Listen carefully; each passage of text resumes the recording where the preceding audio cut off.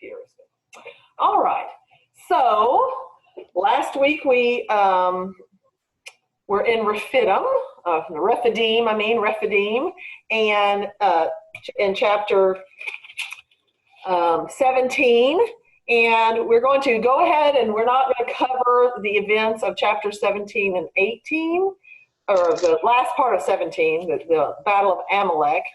Maybe I'll go to it later when we talk about battles in future lessons, but right now we're going to go on, and because the people left Rephidim and they traveled to, they were not very far from Mount Sinai, which has been their goal.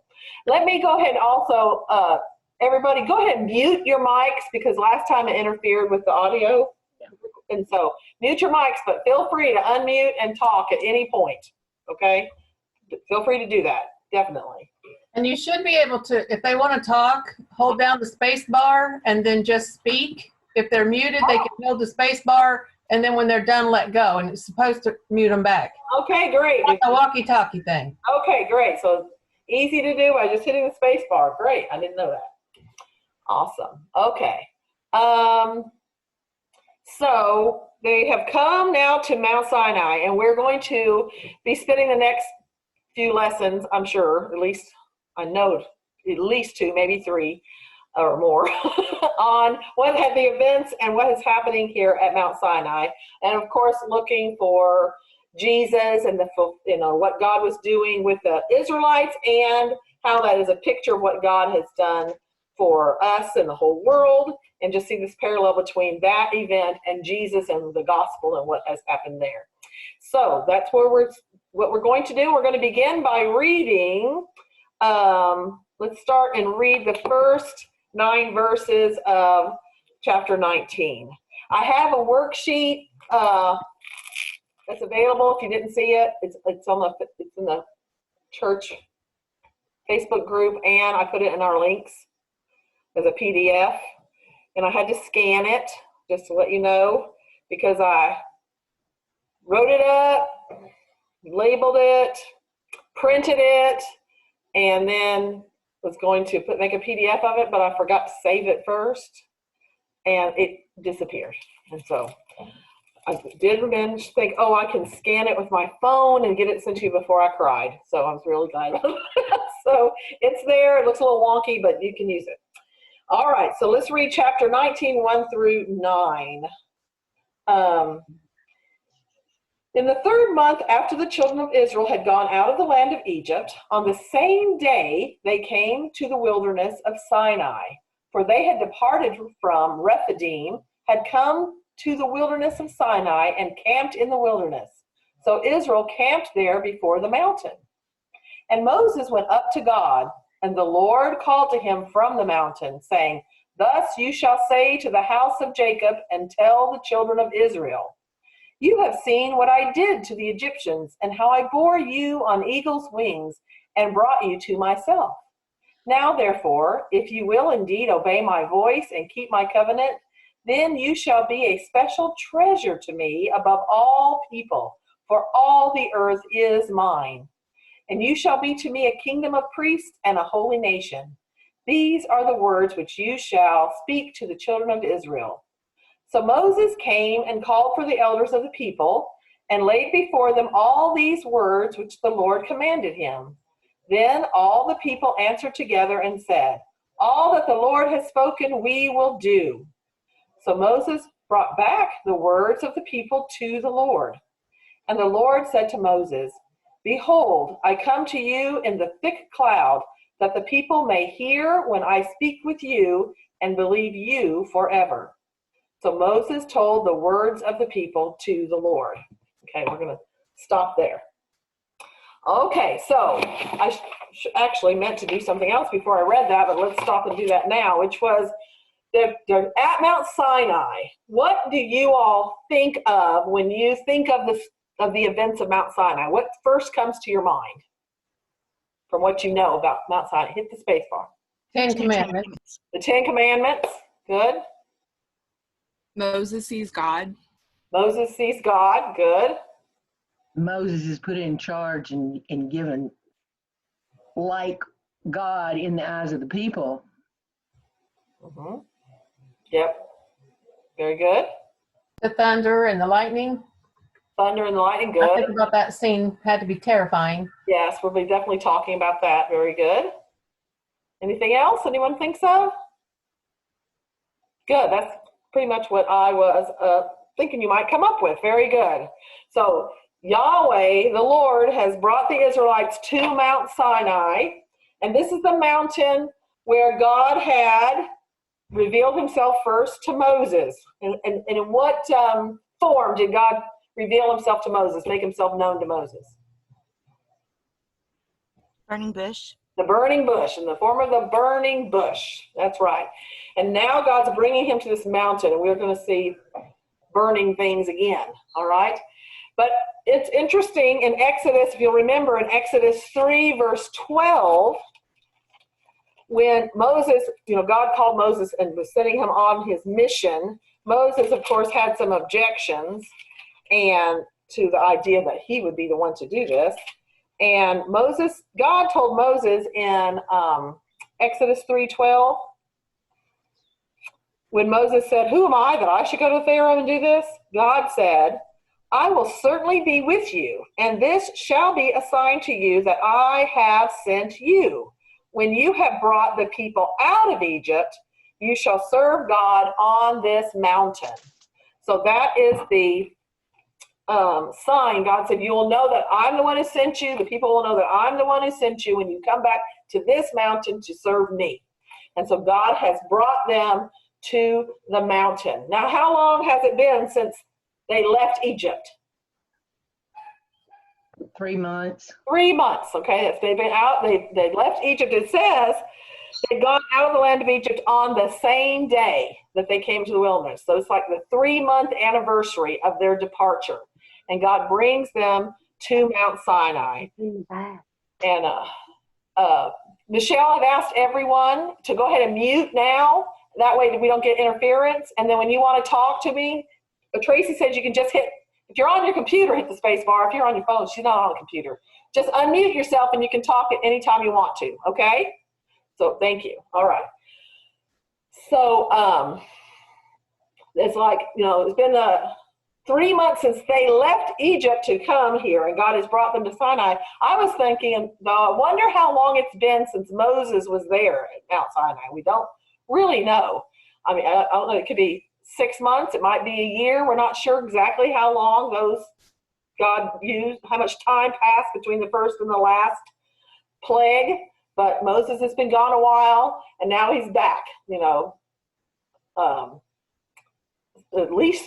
At least 4 months later, I'd say. At the very least, he's been gone for 4 months. It could be quite a bit longer than that.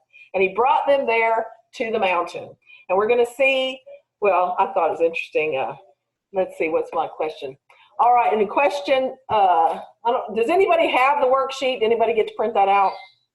Tracy did, Mom did. Okay. Well, on the second question, my first question was how long was the trip? And so we said that was 3 months. And the second question comes from, I don't know if I wrote that down, verse 3. All right. Moses, what does it say that Moses did? They got there to Mount Sinai, and what did Moses do in verse 3? Went up to God. He went up to God. I mean, I feel like, he was anxious to go meet God on the mountain again. He goes up to meet God, and who called to him from the mountain? God. I mean, he went up there because God called to him, right? The Lord called to him. He went up to meet God. God is on the mountain. This is like the Mount Sinai. God is using this as like his sanctuary. It's the holy place right now. Definitely where God is a holy place, the Holy of Holies. And so that's where God is. And he brings Moses up there to him. And God speaks to him. And what does God have to tell him? Well, my main question is going to be on what foundation? God is going to be giving Moses and the people a law. The law that they're to follow and obey as his people. But he lays a foundation for why they should do this. And that's in verse 3 and 4. What's the foundation? It's in verse 4 and 5. Oh, yes, you're right. In verse 4, particularly verse 4, what is the foundation? You're right. He calls them up there and says, well, I'm looking at verse 3. Thus you shall say to the house of Jacob and tell the children of Israel. And then verse 4 says, what? God saved them out of Egypt. God said, yes, that's it. You have seen what I did to the Egyptians, which was what? What did he do to the Egyptians? Well, he brought all the plagues and he destroyed the army in the sea. That's right. He destroyed the Egyptians. And the Egyptians were their masters, that they kept them in slavery. Right.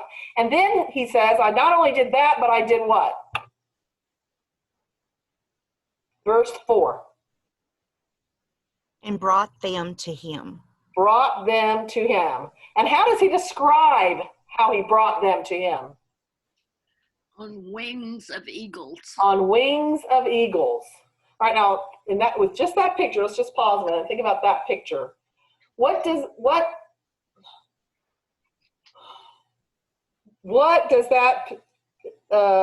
feeling do you get, or what's God describing when he says, I did this on wings of eagles? That he carried them out, just picked them up and carried them out. He carried them out. It was effortlessly for them. It was effortless for them. It wasn't by their effort that they left Egypt, was it? No.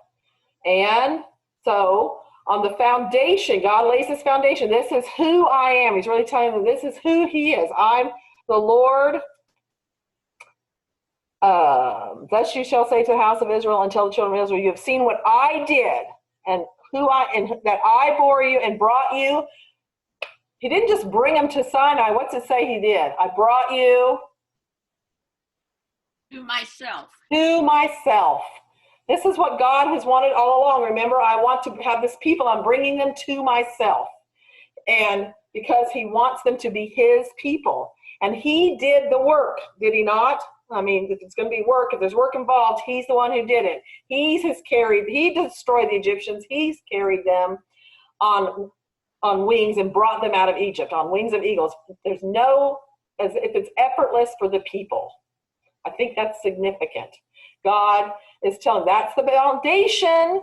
I saved you. I rescued you. I redeemed you. Now, in verse 4, therefore, for what purpose? We're going to go on to question number 5 for those of you who have the worksheet. Question number 5. For what purpose did God bring them out of Egypt and give them the law? According to verse 5.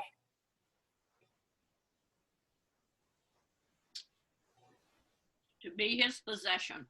To be his possession. The New King James says, what does it say?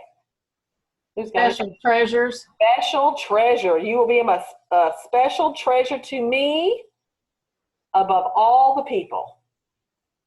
And then he's really making this great big claim. All the earth is mine. Everything is mine. But you, I brought you out of Egypt. Redeemed you out of that slavery. And now if you'll obey my voice and keep my covenant, then you will be a special people, a special treasure to me above all the people of the earth. This is what he's done. Now, speaking of verse 3, verses 3 and 4, and then 5. In other words, looking at what God did in verse 4, I destroyed the Egyptians. I bore you on eagle's wings. I brought you to myself. On your worksheet, I wrote, in other words, or rather with one word. What is that saying? He saved them. He saved them. Mm-hmm. By what?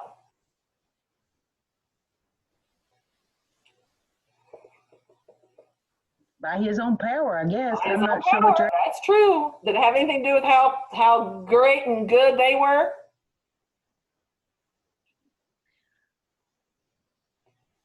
Press this. If you have an answer, tell me. What's one word to describe what God did? Bore. Huh? I said bore. Bore. He bore them, and he delivered them by his, not just his power, but his grace. I mean, this is grace. They didn't earn it. They it wasn't because they were anybody special. He tells them that later, in his words. He's going to say, it wasn't because you were so great or good that I chose you. He chose them because he chose Abraham years ago. But it's all by his grace. He brought them out of Egypt, right? He brought them out because of his grace. And now, because he has delivered them, he's going to tell them, this is how you're going to continue to live in my grace. All right? You're going to continue to live in grace by listening to my law and obeying my law. And you'll continue to live in that grace. So God first tells them, let's go ahead and skip to chapter 20, verse 1, right before God utters the 10 Commandments. And often this is missing on, when we think of the 10 Commandments, we kind of miss this first verse. We don't often say this first verse. But the first verse says, Mom, will you read 20, verse 1? Then God spoke all these words, saying, And verse 2. Sorry. I am the Lord your God, who brought you out of the land of Egypt, out of the house of slavery. Okay. You shall have no other gods. That's it, right. Okay, so he opens up the 10 Commandments with those words, telling them who he is and what he's done. And then he gives them the law. So then he tells them who they are and what they are to do. Okay? You're my special people. You obey my words. If we combine 19, 4 and 5 and 20, verse 1, that's what God is doing. He has saved them by grace, and now they're going to live in that grace in obedience to God's word by faith. They're going to have to walk by faith and obey God's words. So, let's see, I had a quote. It's on your paper. Okay, the law, what do we think of, before I actually bring up this quote, what do we usually think of when we think of the law and the law of Moses? Especially if we try to contrast it with the New Testament. Yes, Mom? The 10 Commandments? The 10 Commandments. Mm-hmm. And you have to sacrifice. You have to follow it. You have to follow it. If you do one thing wrong, you're gone. You do one thing wrong, you're guilty before God. That's true. Mm-hmm. Do we often think of grace as being involved with the law of Moses? No. Do we usually think of that? No. But it is there. We have because it's he's giving them this. You're going to live this way. I'm going to tell you how to live so you can continue to be in my grace. So I can give you more blessings. You'll be this special people to me, and I'm going to pour down these blessings on you as you obey my law. It's all by grace. The law is given by grace, and they're going to keep it and continue to be his people. God had rescued them and redeemed them and set them free. Now, if they will choose to obey him and keep covenant, they will be his special treasure above all the people of the earth. Above all the earth. A kingdom of priests and nations. This man named Michael Williams wrote, the law was given to those who've been saved by grace. He destroyed the Egyptians, the ones who had enslaved them, and he bore them on eagle's wings to himself. They've been saved by grace in order to show them how to live. The law was given in order to show them how to live in that grace. All right, so grace is in the Old Testament. Now, the law was given, and as Sharon mentioned, and we know this, and we're going to see it, as we study this. If you break a law, you're guilty of breaking the law, and you stand condemned. Now, did God provide them a way to be right with him again, even under the old law? Yes. Yes. And what, Mom? Sacrifices. The sacrifices.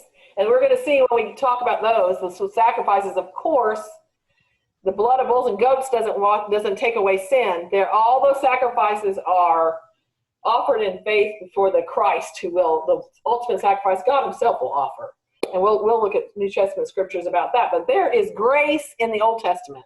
And here we're seeing it even in the giving of the law. Okay, that's what we're going to see. Any comments or questions? I just wonder about all of those people who have spent 3 months wandering in the wilderness and grumbling and eating this strange food and thinking, well, God, I had a part in this. I did good stuff. And I think about that in people today. Yes. It's so easy for us to really feel like I'm earning my good place with God. It's super easy to do that. And I think that, that's what Paul writes about throughout the book of Romans. Don't do that. We don't earn anything, except death. That's what we earn. I could just be grumbling and while I'm making bricks in Egypt. Yeah, exactly. And exactly. Right. Ellen, tilt your camera down again. We can't see except your hair. I understand that. And really, it took me half an hour to plaster my hair down after 8 weeks without a haircut. You can't believe how. But if I put it up like that, I have trouble seeing you. Oh, well, you could. I have a very unique system. I have a big monitor that I can see, but it doesn't have a camera. Oh. Mm-hmm. I have to open my. So that's what it is. I see. You got to improve your monitor. Well, you fix it however you need to, Kim. And if I push it back like that, I can see you. You can see me barely. That's good. We can see you. I can see your eyes. All right.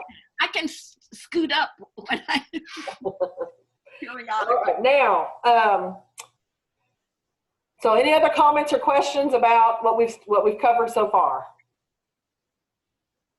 All right. Now, I wanted us to kind of look at verses. What Moses is doing. There is a lot of movement in this chapter 19. A lot of movement. Verse 3 says, I just want us to look at that. And Moses, beginning of verse 3 says what? And Moses Went up to God. to God. Okay. Verse 7 says, and so Moses. Wait, verse 7. So Moses came and called. Yeah, Moses came and called for the elders of the people. So he was up with God and up in the mountain, and now he has come back down, and he came and called for the elders of the people because that's what God wanted him to do. And he laid before them all the words which the Lord commanded. And in verse 8 it says, so Moses brought back the words of the people to the Lord. So what happened there? He went back up the mountain again. He's been up, he's been down, he's gone back up, and he's what's happening? Why is he going up and down both ways? Why? To talk to God. Talk to God, and Well, it seems strange that he had to go up the mountain to talk to God, didn't it? I mean, God's everywhere. Yep. Shirley, are you saying something? I see your finger. Oh, okay. I had trouble hearing what Betty said. It seems strange that he would have to go up the mountain to talk to God since God is everywhere. But Moses, of course, has a very special relationship with God. And this is signifying that, right? Moses goes up to God to talk to him. Moses comes down to the people to talk to them and give them God's words. Has anybody ever seen Mount Sinai? How big a mountain is this? From what, we're not actually sure which mountain is the Mount Sinai that Moses was on. Really, nobody actually knows that for sure. Okay. There is one that's traditionally said that, but nobody knows for sure. But it's, from what I read, it's not nearly the tallest mountain around, which is unusual. But then again, if the man's got to climb up and down it a lot, God wouldn't put himself on the tallest mountain around, probably. But that's a good question. If you want to research that a little more, Helen, you're welcome to do that and share that with us next week.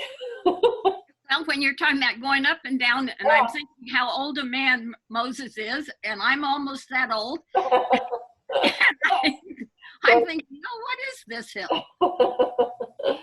So Moses goes up to talk to God, comes down to talk to the people, giving them God's words. And Moses goes back up to talk to God, telling God what? Verse 8. Moses told the words of the people to the Lord. Okay, verse 13, we see movement again.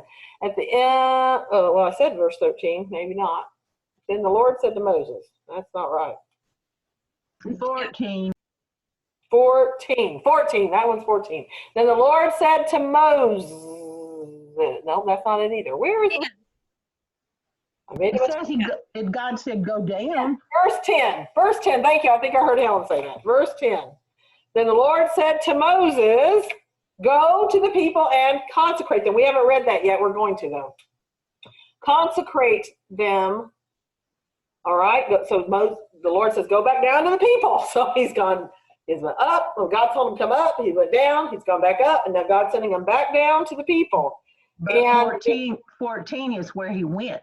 yes, Not 14 is 10. where he went. Yes, God told him in 10. 14 is where he went back down to the people, and he sanctified them, and they washed their clothes, and we'll look at that in a moment. And then in verse 17, says Moses brought the people to meet out of the camp to meet with God, and they stood at the foot of the mountain. There's movement again. Verse 20. Then the Lord came down, and the Lord called Moses to the top of the mountain, and Moses went up. All right, that's in verse 20. And then verse 21, God tells him again, go down. Go down and warn the people. And we're going to see how Moses actually, he tries to say, maybe he's tired, Helen. I don't know. Because he does say, I don't need to go down. It's like he said, I don't need to go down because I've told them already that what you said, that they must not come to touch the mountain. But God says in 24, go away, go and down there. And so he does. So what is all this movement going back and forth? What is significant about that? Why is that happening?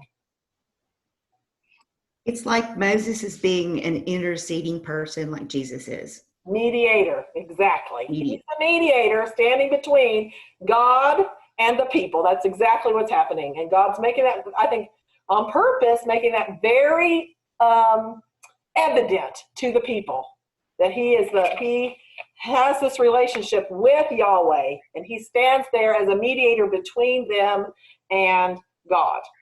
And yes, and we all know that is definitely a parallel to Jesus, and we'll talk more about that later.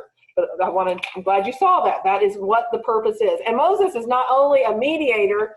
When he speaks the words of the Lord to the people, he's also a mouthpiece. Prophet. Okay, he's a prophet. He's speaking the words of a prophet is someone who brings the message of God, and he is a prophet to the people. So Moses is called the prophet, and he's called a mediator, and that Jesus is a greater mediator than Moses, but he was a great mediator, as we can see here. Any comments or questions on that before we move on? And that was question 17, Tracy, if you were looking in your paper. There, we got it. Well, he's fulfilling the office or the role of a mediator. Okay, let's look at, what time is it? Already that time. God tells Moses, I'm going to speak to you in a thick cloud so the people may hear when I speak with you and believe you forever. So God is again showing, the way I speak to you is going to be seen by the people, and they're going to recognize you as, believe in you as my spokesman, as my prophet, as my mediator forever, is what he's telling them. And then he says, go down and tell the people to do what? We didn't read this, and I don't know if we should take the time or not, but let's look. Verse 10, then the Lord said to Moses, go to the people and consecrate them today and tomorrow, and let them wash their clothes, and let them be ready for the third day. For on the third day, the Lord will come down upon Mount Sinai in the sight of all the people. You shall set bounds for the people all around, saying, take heed to yourselves that you do not go up to the mountain or touch its base. Whoever touches the mountain shall surely be put to death. Not a hand shall touch him, but he shall be surely be stoned or shot with an arrow, whether man or beast. He shall not live. When the trumpet sounds long, they shall come near the mountain. And verse 14 and 15. So Moses went down from the mountain to the people and sanctified the people, and they washed their clothes. And he said to the people, be ready for the third day. Do not come near your wives. Okay, so God is sending Moses back down to tell the people to do what? Consecrate themselves. To prepare, get ready. Get ready. Clean themselves up. Get clean. Get clean. Their clothes. Oh, why? I wonder why. To present themselves to God in a clean way. Maybe, yeah. And this is definitely going to be a very significant and important occasion, right? And they're coming before God is going to show himself as being, wholly other than them, right? Wholly other than them. He is an holy, WHOLLY, holy other than them, and HOLY, holy, okay? And they have to come and prepare themselves to meet him. And nothing unclean comes into the presence of God. Right. And they're going to learn more about that, but here they're going to learn, you come before my presence and be clean. Good. When you come. Prepare to meet me. Prepare to meet thy gods, right? That's all. I always, when I teach this to my Bible class children, I use it to teach them that they need to prepare to come to worship. Yeah. That they don't come just in their play clothes all dirty and nasty, but to clean up and be clean to meet God. Because we are meeting God. And Right. Our society is very casual, and certainly over the years, we've all gotten more casual in how we come to worship God together as in an assembly of the church.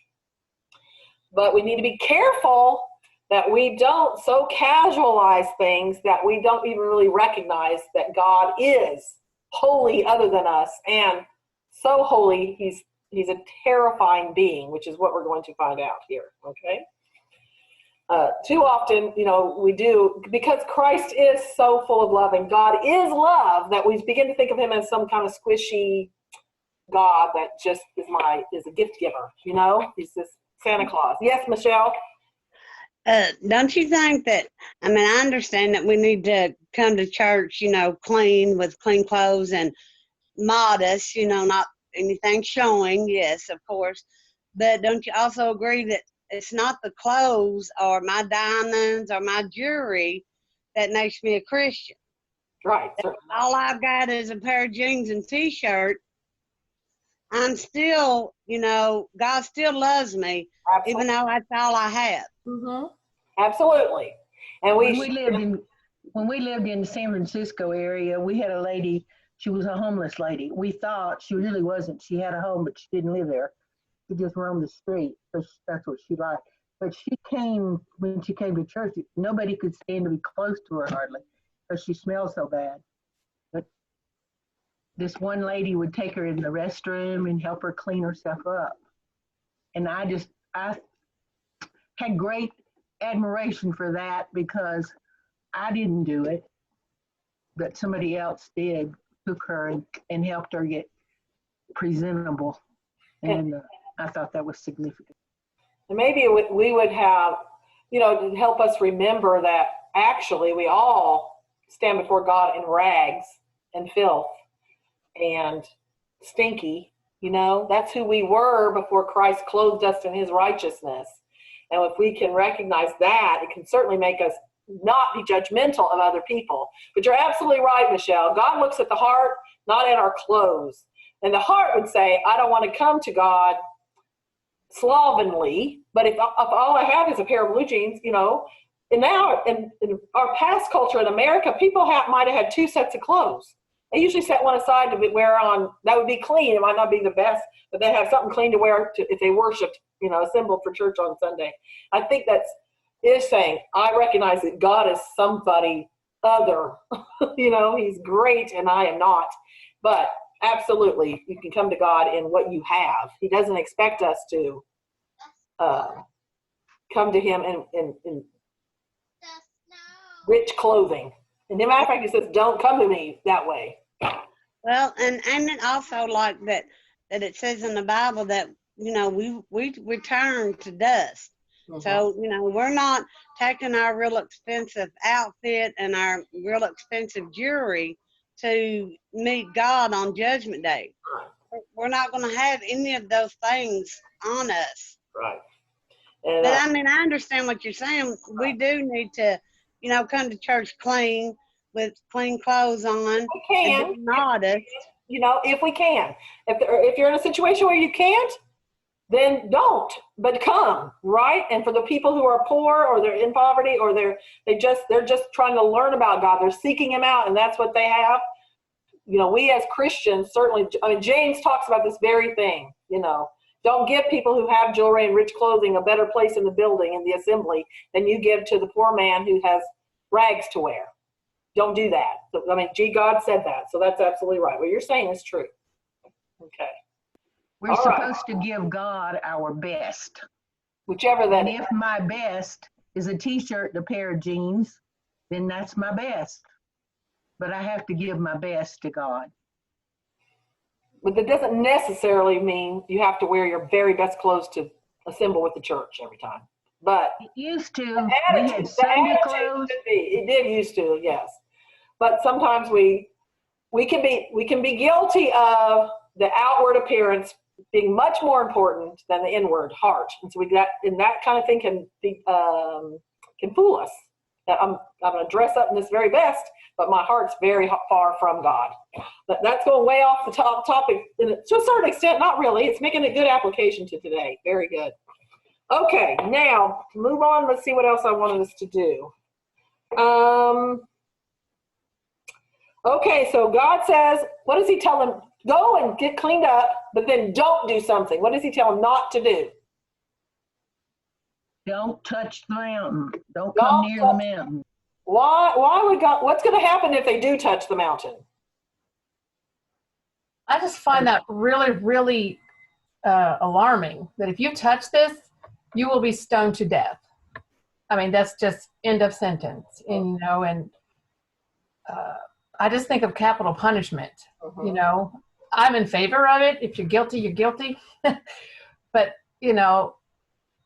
that's pretty harsh to know that you will be put to death if you touch this mountain. Why? Why would God do that? What do you think is the point? To show God is above them, that God is sacred, that God is holy, that they need to consider that and think of that, not just treat him like he's them. Right. I think we have a tendency to bring God down to humanity instead of us trying to reach up to God in his majesty. God did come down to humanity, but he did that to raise us up to his divinity, to become like Christ, to become like God. But too often it is that we want to make God like us. That's very true. And he is. I think that is what he said. He is so holy, so majestic, so powerful, so God. They cannot bring they would violate him if they would touch the mountain. And he's teaching them this very important lesson.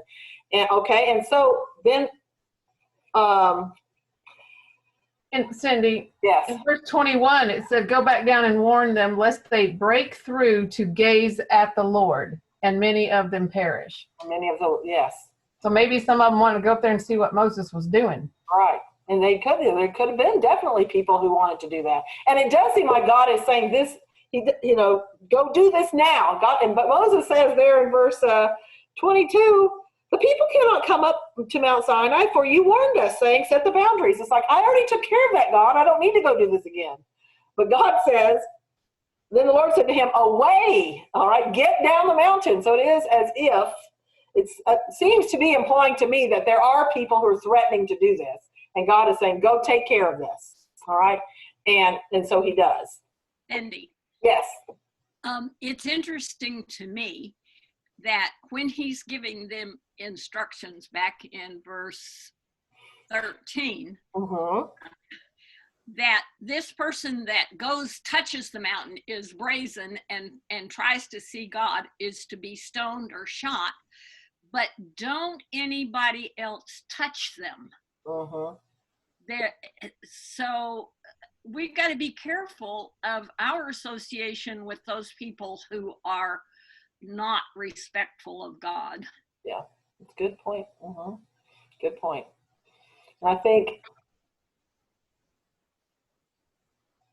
Yeah, don't touch them, because it was like, you don't go out there and try to pull them back after touching hell. You've got to kill them from a distance, is what he's But saying. you kill them with stoning or shooting with arrows. You don't touch them. Don't touch them, right. Don't touch them. Good. That's a good point. It's very good. Whether man or beast, he shall not live. Don't let anyone touch the mountain. And then it does appear to me, it seems like God is trying to tell Moses, there are people who are wanting to break through, go down there and stop this. And then he says, he said, go back down. Moses has made this trip many times. Go back down there, but you're going to come back up and you're going to bring Aaron and with you. But don't let the priests and the people break through to come up, lest he, the Lord, break out against them. And here it would be, if they do this, they're going to die because of my hand, not your hand. So Moses does go back down there. But before we finish chapter 19, it says in verse 17, we'll start in 16. Now imagine this in your mind. Try to envision this, what this looks like. Then it came to pass on the third day in the morning that there were thunderings and lightnings and a thick cloud on the mountain. And the sound of the trumpet was very loud, so that all the people who were in the camp trembled. And Moses brought the people out of the camp to meet with God, and they stood at the foot of the mountain. Now Mount Sinai was completely in smoke, because the Lord descended upon it in fire. Its smoke ascended like the smoke of a furnace, and the whole mountain quaked greatly. And when the blast of the trumpet sounded long and became louder and louder, Moses spoke, and God answered him by voice. Then the Lord came down upon Mount Sinai on the top of the mountain. And the Lord called Moses to the top of the mountain, and Moses went up. Okay. You're like a volcano. Yeah. Let me think about that. Volcano, thick cloud, thunderings, lightnings. Fire. This is a terrifying sight. I mean, Mom and Helen have lived through earthquakes in California. And how did that make you feel? And neither one of you all suffered physical hurt by the earthquake, How did you feel during those moments the earth is quaking under your feet? Terrified. I was, when the bad earthquake hit out there, I was in a 4-story building, and I was on the second floor, and it was scary to think this building's gonna come down on me. And it's really much scarier than you think it is. From especially back here where we don't really even feel them. But there we feel them. Helen? I was not in a severe earthquake as Betty, but I actually was out to sea when that happened.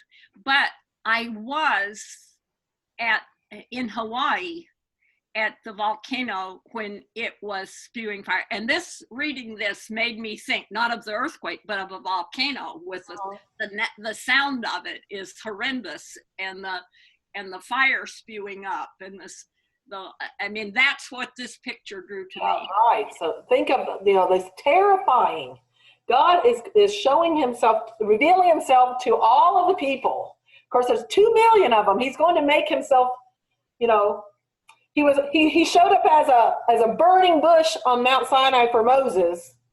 Now we see him as a consuming fire. Yes. On this mountain.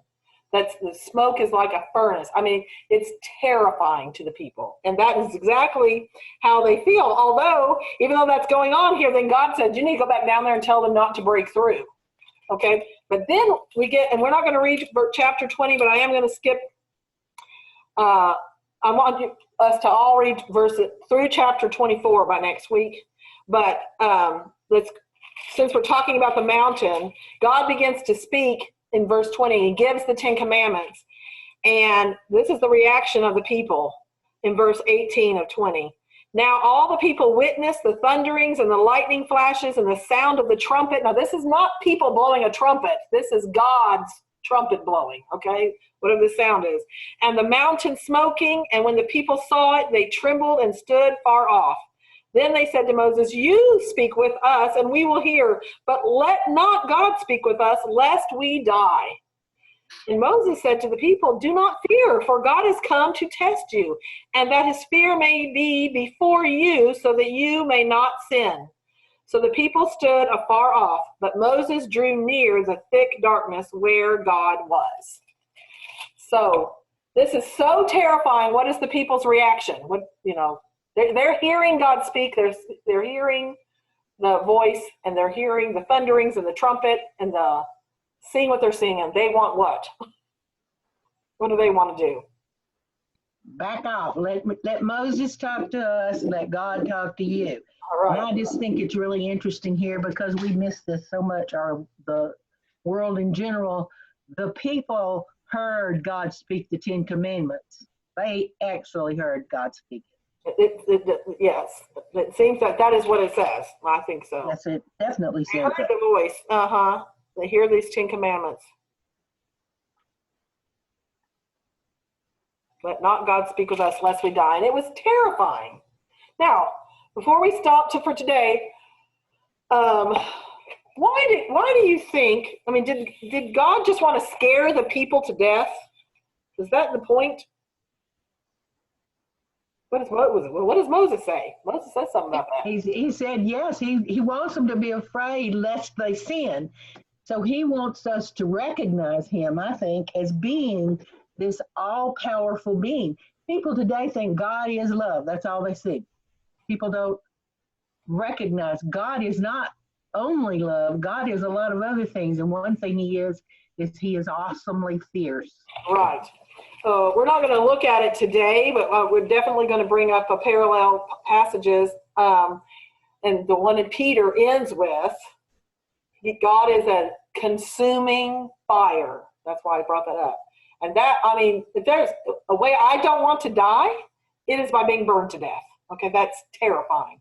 But God is a consuming fire. He is a God of love. God is love. God said that. But he's also a God of judgment. And he's holy. And he can't be with what's not holy. And that's the problem, right? That's the problem. And Helen, did you have something? I was just thinking, people today have no understanding of the word of love, of the kind of love that God talks about.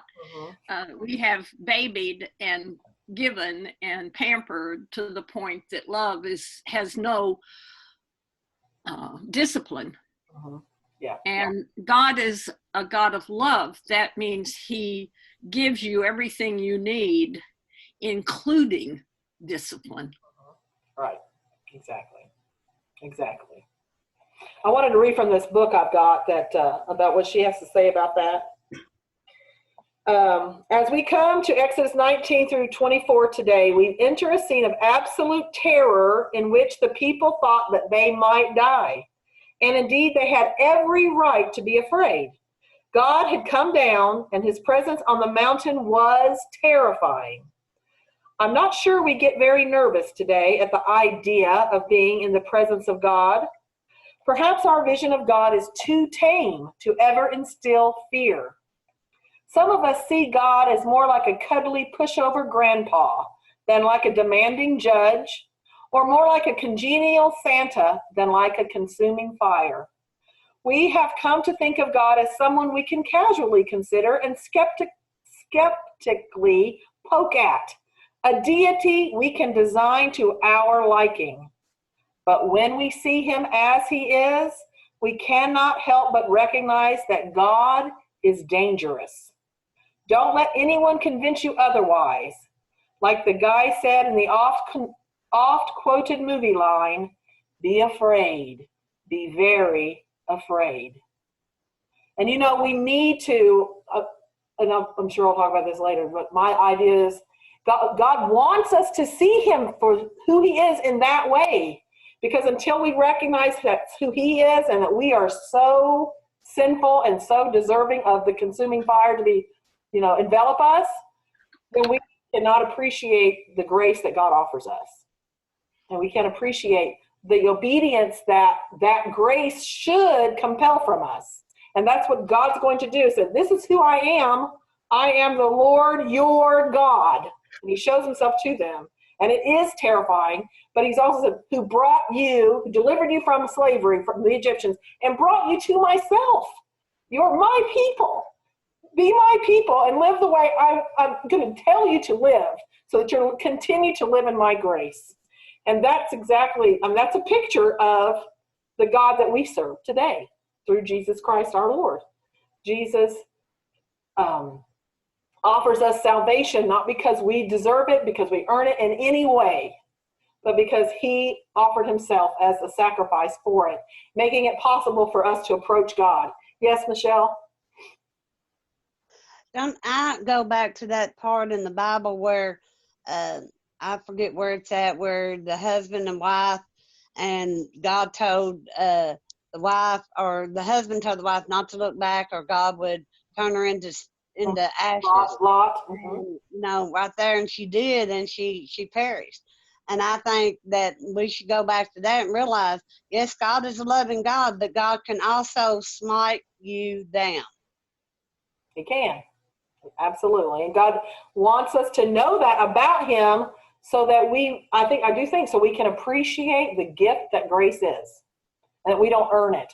And I do know, especially for us American Christians who have life so easy, we can feel like, I think that, it's my good obedience, me checking off the list of all the commands, and okay, I did it, so I earned my place in heaven.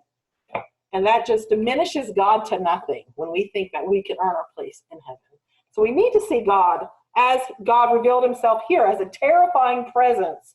But yet he said, I brought you to myself. He wants them, and he wants to bless them and make him his special treasure. And we're going to get to see how that's paralleled in the New Testament scriptures. But I think we've been in class long enough now, and we're going to stop it here unless you all have a final comment you would like to make. I'd love to hear. I really enjoy hearing all these people talk, like Shirley Jenner and Patty and Sharon. Well, Sharon does talk. Yeah. Rachel. Rachel, she's real talkative all the time. Well, whether you make comments in class or not, I'm sure glad to see your faces. And you're always free to make a comment in class. Come back. All right. No one has anything else to add?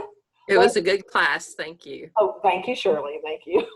I'm glad and it was because everybody participated. I love it. And so I'm just really blessed by getting to And I'm glad to see Tracy there this week. Hey. I had 7 kids last Saturday, wasn't doing it. We were told, and I had sympathy for you. All right. Okay, let's close with a word of prayer. Helen, would you lead us in prayer today? Holy God, awesome God, we cannot even begin to understand, to fathom the depth of you. God, hold us close, guide us, give us not only wisdom, God, give us discernment. Help us to see you in the things that we do and say and what we think. Be with us through this week, this day, this week, and the rest of our lives. Hold us close. In Jesus' name we pray. Amen. Amen. Amen. Let's hope I record. See you, everybody. Bye, everybody. You can see my hand.